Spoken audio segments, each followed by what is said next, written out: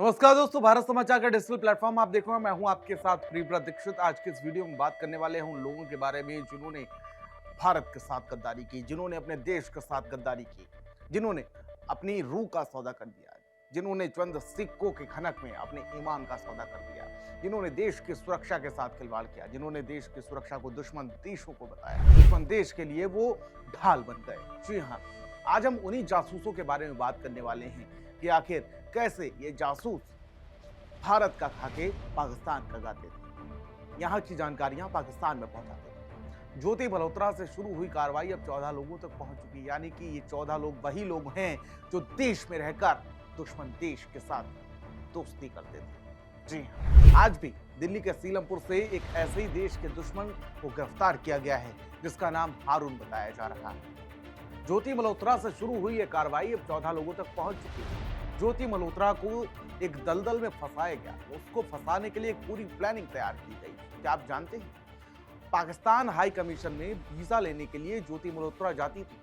वहां पर एक अधिकारी को पाकिस्तान हाई कमीशन की तरफ से तैनात किया गया था स्लीपर सेल बनाने के लिए, जिसका नाम दानिश बताया जा रहा है। दानिश असल में आईएसआई का एजेंट था, जो नाम बदल के यानी कि एहसानुर रहमान नाम बदल के जिसको वहां पर रखा गया था ऐसे लोगों की तलाश करने के लिए जो या तो प्यार में पड़ के या पैसों की खनक में आके लब जिहाद करके भारत के साथ सौदा करें, देश की खुफिया जानकारियां उन तक पहुंचाएं। और ऐसे में एक यूट्यूबर से अच्छा कौन हो सकता था खुफिया जानकारियां देने के लिए। तो ऐसे में ज्योति मल्होत्रा को उसने टारगेट किया और ज्योति मल्होत्रा को टारगेट करते हुए पाकिस्तान ने अपने स्लीपर सेल बनाने भारत में तैयार किया। तो वहीं आज दिल्ली के सीलमपुर से एक जासूस को गिरफ्तार किया गया है जिसका नाम हारून बताया जा रहा है। हारून, जिसने 2 शादियां की। हारून की बुआ पाकिस्तान में रहती थी और पाकिस्तान में रहने के बाद उसने अपनी बुआ की बेटी से निकाह किया था। जी हाँ, बुआ की बेटी से निकाह करने के साथ वो लगातार पाकिस्तान जाता रहता था और यहीं से वो पाकिस्तान हाई कमीशन के एक अधिकारी के भी संपर्क में रहा है और उससे लगातार बातचीत भी होती थी। हारून अप्रैल में भी पाकिस्तान गया था, जहां पर वो लगभग 24 से 25 दिन रहकर आया था। हारून की 2 शादियां हुई थी, इस बात की जानकारी किसी को नहीं थी, यहां तक कि उसके परिवार वालों को भी नहीं। जब उसके पाकिस्तान हाई कमीशन के अधिकारी के साथ संपर्क देखे गए तो उसको ढूंढने की कोशिश की गई, तो सारी चीजें खुल के सामने आ गई। फिलहाल अभी तक अगर बात की जाए तो कई जासूसों को गिरफ्तार किया गया है, जिसमें से अगर देखा जाए तो हरियाणा से 5 जासूसों को गिरफ्तार किया गया है, जिनमें से यूट्यूबर ज्योति मल्होत्रा भी शामिल है। तो वहीं आपको बता दें पंजाब से 7 गिरफ्तारियां हुई।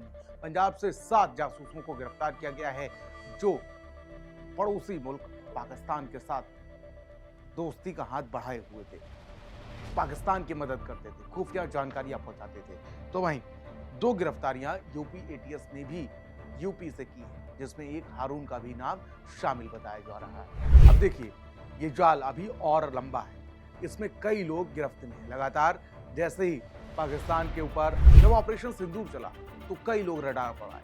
साथ ही साथ ये भी सोचा गया कि आखिर पाकिस्तान ने इतना बड़ा ऑपरेशन बिना किसी भारतीय की मदद से कैसे कर दिया।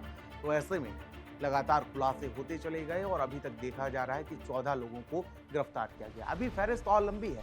कई देश के दुश्मन जो हैं वो इसी देश में छुपे हुए हैं। कई देश के गद्दार अपने ईमान का सौदा किए हुए बैठे, अपनी माँ का सौदा किए हुए बैठे, अपनी भारत माँ का सौदा किए हुए बैठे। कार्रवाई जल्द होगी, वो ज्यादा दूर नहीं, क्योंकि जिस तरीके से अभी तक जो 14 लोग गिरफ्तार किए गए हैं, इनको भी यही लगता था, किसी को कानो कान भनक नहीं होगी। लेकिन फिलहाल अब लगातार इनसे पूछताछ की जा रही है और इस गटर में कितने लोग गिरे हुए हैं ये भी खोजबीन की जा रही है। नमस्कार।